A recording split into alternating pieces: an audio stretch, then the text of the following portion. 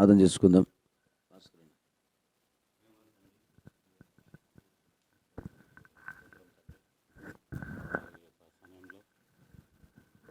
ప్రభా, మా యొక్క సహోదరి మరియమ్మ గృహం గురించి ప్రభా, ఈ విధంగా ప్రభా రక్షణ సువార్తను అందించడానికి ప్రకటించిన విధంగా ప్రభా మీరు చేసిన మేలును బట్టి స్తోత్రం తండ్రి. ఎంతైనా నువ్వు నమ్మదగిన దేవుడవు, కృపగల దేవుడవు ప్రభా, నీకే స్తుతులు స్తోత్రాలు చెల్లిస్తున్నాం తండ్రి. అవును ప్రభా, ఆంటీ ఒక్కది ఉంటుండగా ప్రభా ఈ గృహంలో మీరు తోడుగా ఉండండి ప్రభా. అవును ప్రభా, నువ్వే కాపుదలగా ఉండండి ప్రభా. నేను తోడై ఉంటానని చెప్పిన దేవా స్తోత్రం. వారి కుమారుడు ప్రభా సహోదరు ప్రవీణ్, వారి భార్య అమూల్య గత దినాల్లో ప్రభా యాక్సిడెంట్కు ప్రమాదానికి గురై మీరు తప్పించిన విధానం బట్టి స్తోత్రం తండ్రి. అవును ప్రభా, మీరే గాయం రేపువాడు గాయం కట్టువాడు అని చెప్పిన దేవా, మనుషులకు అసాధ్యం కానీ దేవునికి సమస్తం సాధ్యమని మీరు చేసిన గొప్ప మేలును బట్టి నేను స్తుతిస్తున్నాం, కనపరుస్తున్నాం, మహిమపరుస్తున్నాం ప్రభా. దాన్ని బట్టి వారు కూడా ప్రభా నేను ఎప్పటికీ మరవకుండా ప్రభా నిన్ను స్తుతించేవారుగా ఉంటకు, నేను మహిమపరిచేవారు ఉంటకు సహాయం చేయమని ప్రార్థిస్తూ ప్రభా వారి కుటుంబాన్ని, వారి పిల్లలను వారు దీవించండి ప్రభా. ఈ యొక్క గృహాన్ని ఆధారం చేసుకుని ఇప్పుడు రక్షణ సువార్త అందించబడుతుండగా నీ దేవదాసుల ద్వారా ప్రభా మీరే కార్యం నెరవేర్చమని, ఇంకెక్కడ ఈ యొక్క సరౌండింగ్లో ఈ పరిసర ప్రాంతాల్లో ఎవరైతే నువ్వు ఏర్పరచుకుని ఉన్నారో వారు ప్రభా వాక్యాన్ని ప్రభా వారి హృదయంలో అత్తుకుంటకు సహాయం చేయండి. తద్వారా ప్రభా ఒక అగ్నిలో నుండి కొందరైనా మీరు రక్షించండి అన్నట్టుగా ప్రభా ఈ హోరే బర్నింగ్స్ ద్వారా ఈ కార్యక్రమం కొనసాగుతుండగా, ఈ కార్యక్రమం ప్రభా ఎన్ని స్థితిగతులు వచ్చినా కూడా ప్రభా ఎన్ని పరిస్థితులు వచ్చినా కూడా ఆగకుండా మీరు వచ్చేంత వరకు ఇలాంటి రక్షణ స్వార్థ కార్యక్రమాలు అనేక విధాలుగా జరగాలని ప్రార్థిస్తున్నాం తండ్రి, కోరుకుంటున్నాం తండ్రి. సహాయం చేయమని ప్రార్థిస్తూ సమస్త ఘనతా మహిమ నీకే చెల్లిస్తూ మమ్మల్ని మేము తగ్గించుకుంటూ నీ నామాన్ని మహింపరుస్తూ యేసుక్రీస్తు నామముపేట ప్రార్థించి వేడుకుంటున్నాం తండ్రి, ఆమేన్.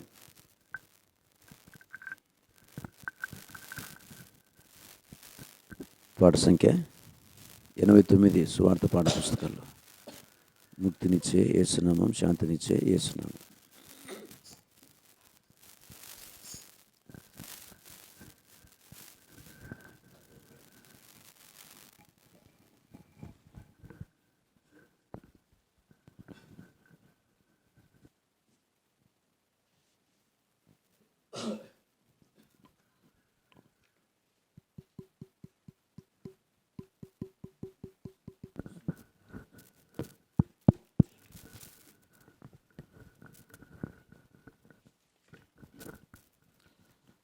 ముక్తినిచ్చే యేసునామం,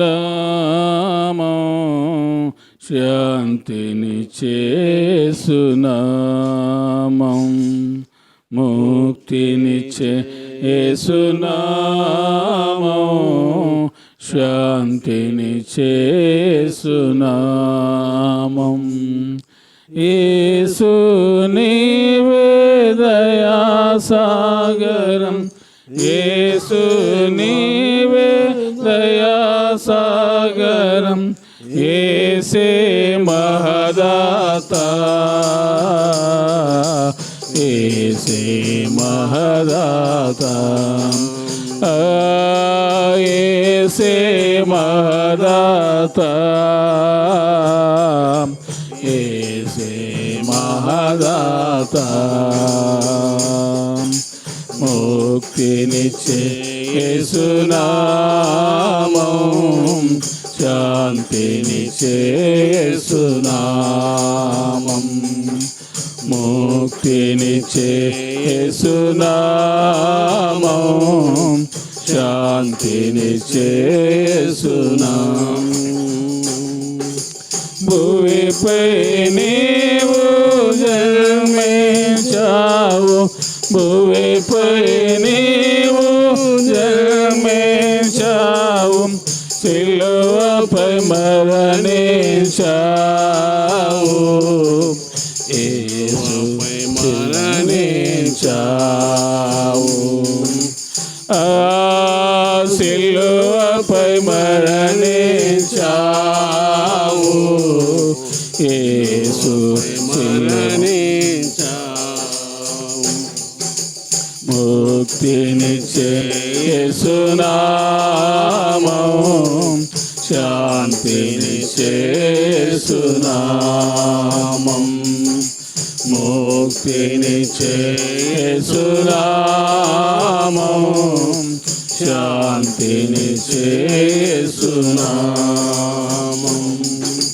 మన పాపములను పరిహారింపం, మన పాపములను పరిహారింపం, యేసే బలియాయం సిలువలో, యేసే బలియాయం. యేసే బలియాయం సిలువలో, యేసే బలియాయం. ముక్తినిచ్చే యేసునామం, శాంతినిచ్చే యేసునామం. ముక్తినిచ్చే యేసునామం, శాంతినిచ్చే యేసునామం. సిలువలో నీ రక్తమును క్రయముగా, సిలువలో నీ రక్తమును క్రయముగా మాకై చెల్లించావు. ప్రభువే మళ్ళించావు. మాకై చెల్లించావు. ప్రభు మళ్ళించావు. ముక్తినిచ్చే యేసునామం,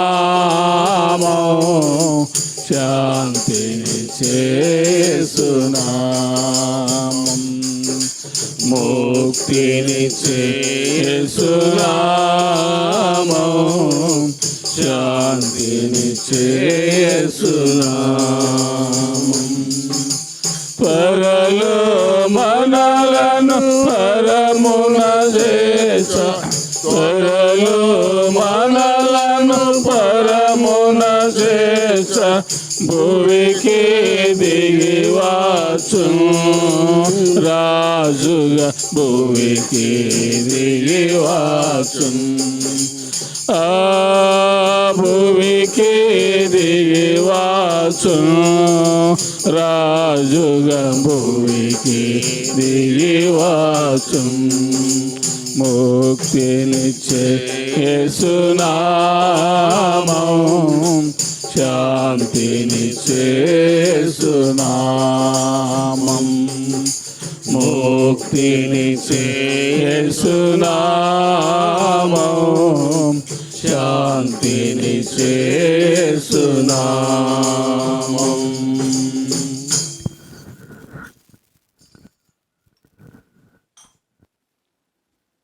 ప్రభునామమున మీకు శుభములు తెలియజేస్తున్నాం. ఉదయకాలము పరసంబంధమైనటువంటి మాటలు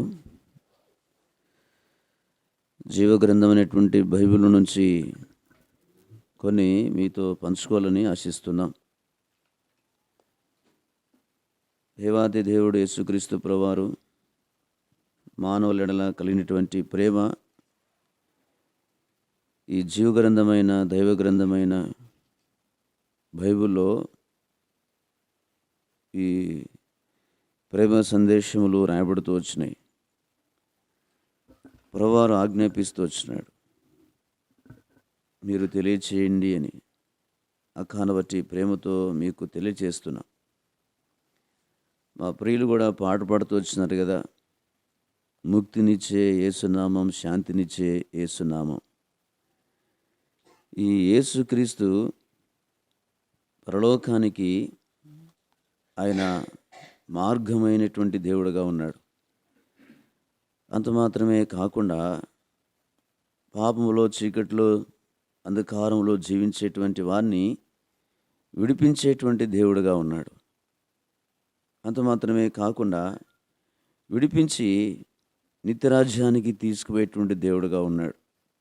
ఈ మాటలే జీవగ్రంథంలో రాయబడినవి. ఈ మాటలు మీతో కొంత పంచుకోవాలని మేము ఆశిస్తుంటున్నాం.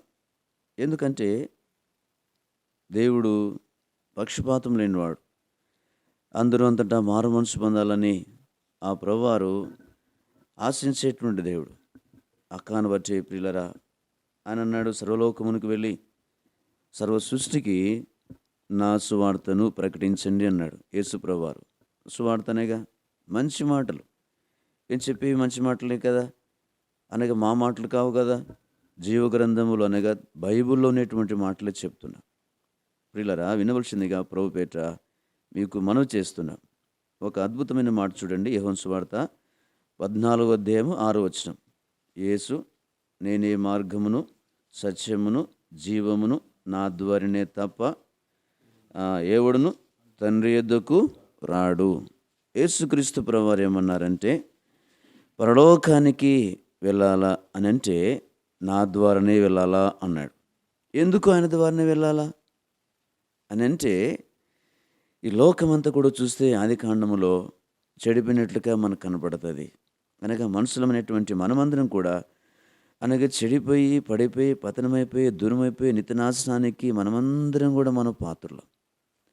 ఇలాంటి చెడిపోయి పడిపోయి పతనమైపోయి నిత్యనాశనానికి పాత్రమైనటువంటి మనలందరినీ కూడా ఆయన బాగు చేయటానికి, విడిపించడానికి ఈ లోకానికి వచ్చినాడు.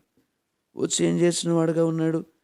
నువ్వు నేను పొందవలసిన శిక్షణ అంతటిని కూడా ఆయన మనల్ని ప్రేమించి మనకు వచ్చేటువంటి ఆ శిక్షను తన మీద వేసుకున్నాడు. ఎట్లా వేసుకున్నాడు?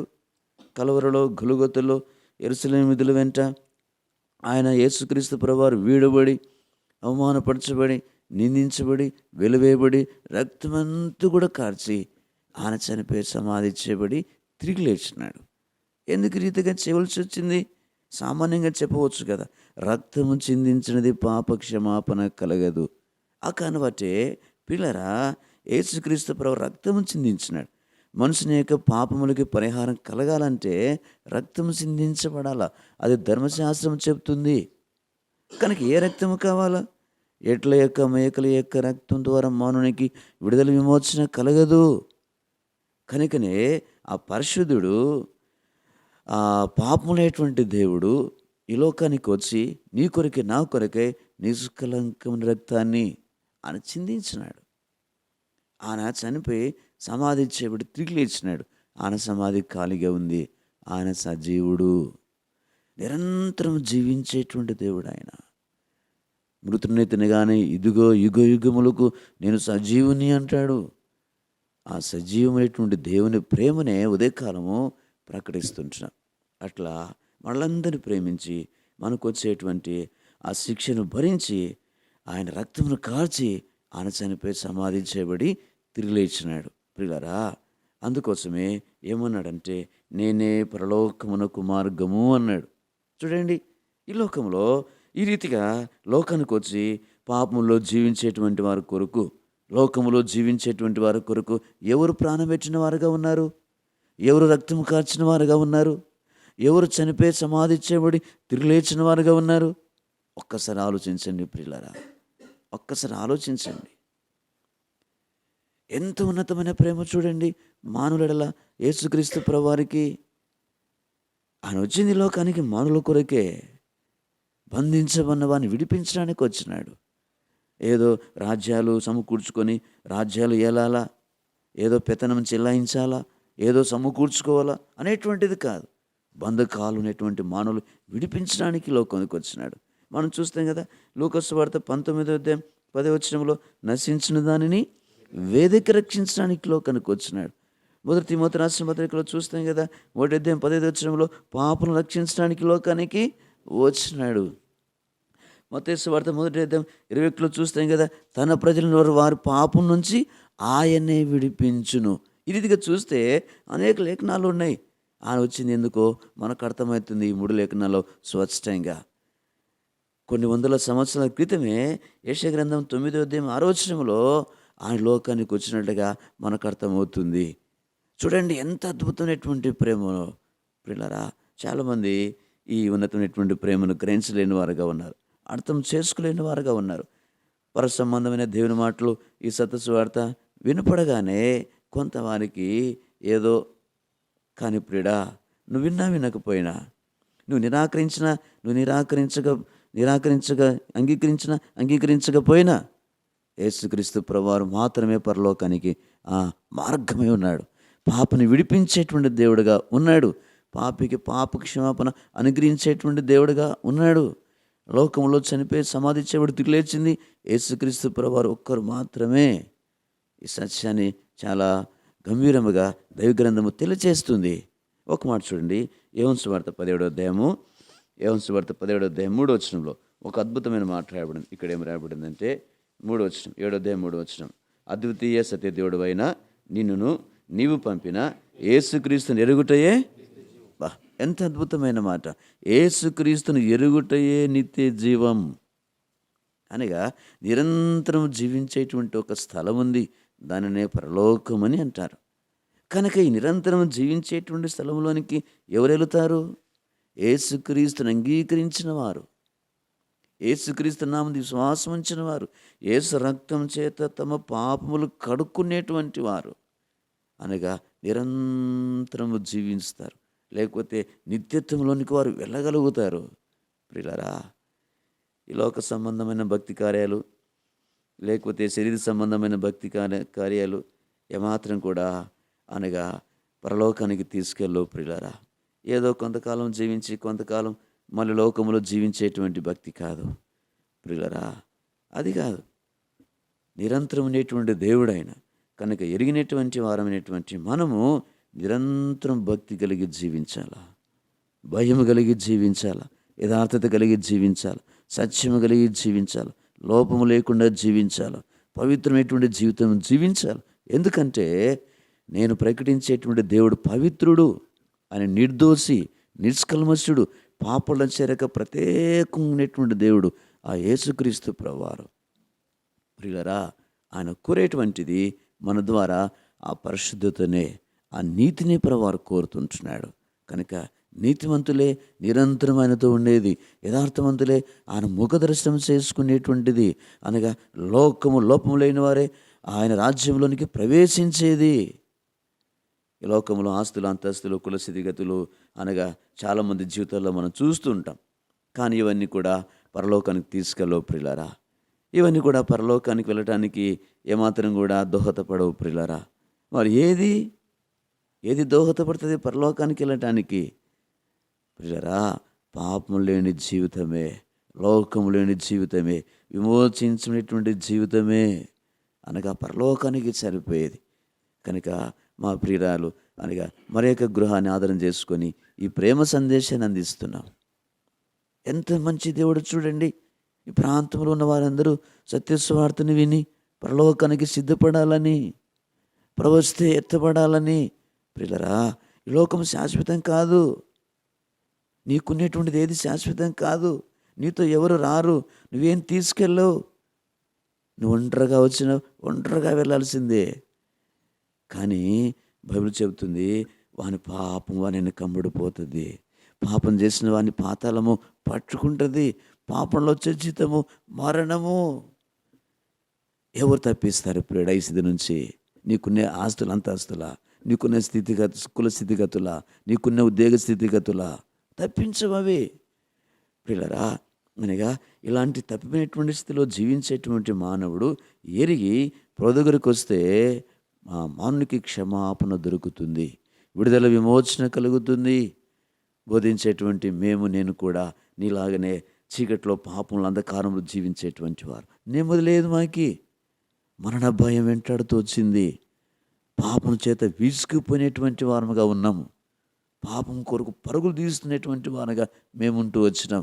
ఒక దినాన నీలాగనే దేవుని వాక్యం విన్నాము, గ్రహించినము, పాపలమని గుర్తెరిగినము, చస్తే నిత్య నరకముందని గ్రహించినము, గుండెలు బాదుకొని పాపల నిమిత్తమే పశ్చాత్తాపడు ఒప్పుకొని వదిలిపెట్టేసిన వారముగా ఉన్నాము. ప్రభువారు తన ప్రశస్త రక్తం చేత మమ్మల్ని కడిగేసిన వాడుగా ఉన్నాడు. నీతిమంతులుగా నిర్దోషులుగా దేవుడు తీర్చిన వాడుగా ఉన్నాడు. మా పేర్లు ప్రభువారు జీవగ్రంథంలో రాసుకున్నవాడుగా ఉన్నాడు. ఇప్పుడు ఈ రీతిగా లోకం వదిలితే ప్రభుత్వం ఉంటామని నిరీక్షణ ప్రభువారు ఇచ్చినాడు. ప్రియులారా, అది మీకు కలగాలని మేము ఆశిస్తున్నాం. మీ కొరకు ప్రార్థన చేస్తున్నాం. మీ కొరకు అనగా దేవుని ఉన్నతమైన ప్రేమ సందేశాన్ని అందిస్తున్నాం.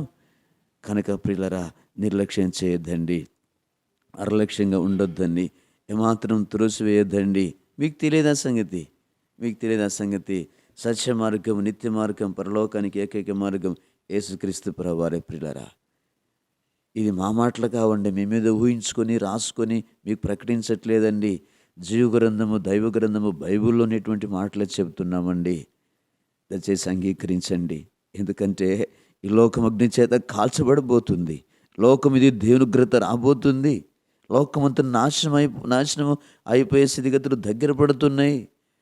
గత దినాల్లో కరోనా వచ్చి లక్షల మంది లోకం వదిలిపెట్టిపోయినారు. ఇప్పుడు ఏం జరుగుతుందో తెలియదు, ఎప్పుడేం జరుగుతుందో తెలియదు. కనుక ప్రియులారా, గొంతులో ప్రాణం ఉండగానే యేసుక్రీస్తు లోకానికి రాకమునిపే, నువ్వు ఈ లోకాన్ని వదలక మునిపే నువ్వు చేయవలసింది ఒకటి, నీ పాపల నిమిత్తమై పశ్చాత్తాపడితే చాలు ప్రియుడా, ప్రభు క్షమిస్తాడు. మనము మన పాపంలో ఒప్పుకునేలా ఆయన నమ్మదగిన వాడు, నీతిమంతుడు, సమస్తమైన దుర్నీతి నుండి కడిగి మనల్ని పవిత్రులుగా చేసేటువంటి దేవుడు ఆయన. సమస్తమైన దుర్నీతి నుండి పవిత్రులుగా చేసే దేవుడు. ఎప్పుడు ఒప్పుకోవాలి. యేసయ్యా, నేను పాపినయ్యా, నన్ను క్షమించయ్యా, నన్ను కరుణించయ్యా, యేసయ్యా నన్ను క్షమించయ్యా అని చెప్పేసి ప్రార్థన చేస్తే దేవుడు క్షమించి వేస్తాడు ప్రియులారా. తన రక్తం చేత నిన్ను కడిగేస్తాడు ప్రియులారా. నీకు శుద్ధ హృదయం అనుగ్రహిస్తాడు, మంచి మనసు అనుగ్రహిస్తాడు ఆయన. నీలోనేటువంటి ప్రతి బలహీనతను తీసివేస్తాడు ప్రియులారా. నీకు స్వస్థత కలుగుతుంది. నీ కుటుంబాన్ని దేవుడు దీవించగలుగుతాడు. నీ కుటుంబంలో శాంతి, సమాధానం, నెమ్మదిని ప్రభువు అనుగ్రహించడానికి ఆయన ఇష్టపడతాడు. ఈ మాటలు ఉదయ కాలం ప్రభు చెప్పమన్నాడు, చెప్తున్నాను. అంగీకరిస్తే మేలు పొందుతావు, నిరాకరిస్తే వచ్చే పరిస్థితి మేమేం చెప్పలేం. అది తర్వాత నువ్వే అది గ్రహించగలుగుతావు. ఆ స్థితిలోనికి వెళ్ళకుండా నిమిత్తమై ప్రభువారు ఆశిస్తున్నాడు. కుమారుడు, నా దగ్గరికి రావా, నీ కొరకు నేను చేసిన బలి యాగము చూడవా అని ప్రభువారు జ్ఞాపకం చేస్తున్నాడు. ఆయన చేతిలో మేకులు కొట్టబడినాయి, ఆయన తలలో ముళ్ళ కిరీటం పెట్టబడింది, ఆయన పక్కలో బలిపోటు పడబడింది, ఆయన కాళ్ళలో మేకులు కొట్టబడి రక్తమంతా కూడా కార్చినాడు. ఎంత అద్భుతమైన ప్రేమ! ఆ ప్రభువారిని నిరాకరించక ఉదయకాలము నీ కుటుంబ వ్యక్తిగత జీవితంలోనికి ఆహ్వానించగలిగితే నువ్వెంతైనా కూడా శాంతిని, ముక్తిని, సమాధానం నేను పొందగలుగుతావు. అట్లా ప్రభువారు సహాయం చేయనుగాక. ప్రభువైన యేసుక్రీస్తునందు విశ్వాసం ఉంచుము, అప్పుడు మీరును మీ ఇంటి వారును గొప్ప రక్షణ, పాపక్షమాపణ పొందెదరు. మా ప్రియులరా, మీరు ఇంకా ఎక్కువ తెలుసుకోవాలని మేము ఆశిస్తున్నాం. మరి నందికొట్కూరు, ఆశీనగర్, ఓరే బర్నింగ్ బుష్ ప్రార్థన మందిరం ఉంది. మరి దైవదాసులు ఉన్నారు. ప్రతి ఆదివారం ఆరాధన జరుగుతుంది, ప్రతి మంగళవారం మరి సంఘ ప్రార్థన ఉంది, ప్రతి గురువారం బైబిల్ స్టడీ ఉంది, ప్రతి శుక్రవారము మరి సహోదరుల కూడిక సాయంకాలం జరుగుతాయి. నెలలో మరి ఆన్లైన్ ప్రేయర్ జరుగుతున్నాయి, స్వార్థ కూడికలు ఉన్నాయి. దయచేసి మీ ఆత్మీయ క్షేమ కొరకై మేము ప్రేమతో మరి ఆహ్వానిస్తుంటున్నాం. రండి, దేవుడు ఎంతైనా కూడా మిమ్మల్ని, మీ కుటుంబాన్ని దీవించడానికి ఆయన సమర్థుడిగా ఉన్నాడు. దయచేసి ప్రార్థన చేద్దాం, మోకరించండి.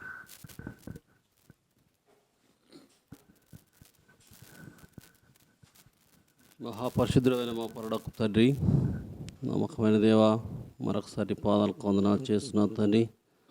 ఈ ఉదయకాల సమయంలో తండ్రి, ఓరే వారిని ముంచును ప్రేమించి ఈ ఉదయకాల సమయంలోనైనా నేను మన యొక్క గృహాన్ని ఆధారం చేసుకొని నీ దాసుడు నేను వినిపించిన దాని ప్రవచన వాక్యాన్ని తండ్రి ఎవరైతే విన్నారో అవుతండి, ఈ మైకు తరంగాల ద్వారా ఎక్కడైతే ఈ స్వార్థ వినిపించబడిందో వారందరినీ వారి హృదయాలను, వారి మనసులను, వారి తలంపులను మార్చమని ప్రార్థిస్తున్నాం. అవునైనా అందరూ అంతటా మారు మనసు పొందాలని సెలవిస్తూ వస్తున్నావు. అవునైనా ఒక్కరు నశించడం ఇష్టం లేదంటున్నావు దేవా, నీకు వందనాలు. అందరినీ నీ దయగల హస్తాలకు అప్పు చెప్తూ మేము తగ్గించుకుంటూ యేసునాథ నామమున స్తుతిస్తూ ప్రార్థిస్తూ అడిగి వేడుకుంటున్నాం తండ్రి, ఆమేన్.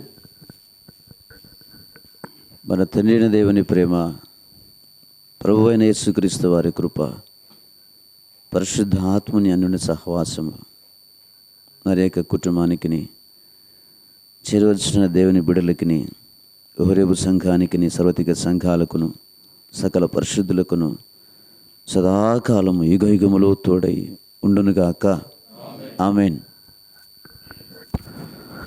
నేనే మగం సత్యం జీవం అనెను, వేరొక మార్గం లేదనెను. నేనే మగం సత్యం జీవం అనెను, వేరొక మార్గం లేదనెను. సాతాను తలను చేతుకదొక్కెను, సాతాను తలను చేతుకదొక్కెను. మరణించి తిరిగి లేచెను, నేను పరమున చేచా ప్రభు యేసే నీకు మార్గము, వేరెవ్వరు లేరు ప్రభు యేసే నీకు మార్గము. యేసు ప్రభువే లోక రక్షకుడు, వేరెవ్వరు లేరు పాపులైన మనలా రక్షింప, వేరెవ్వరు లేరు పాపులైన మనలా రక్షింప.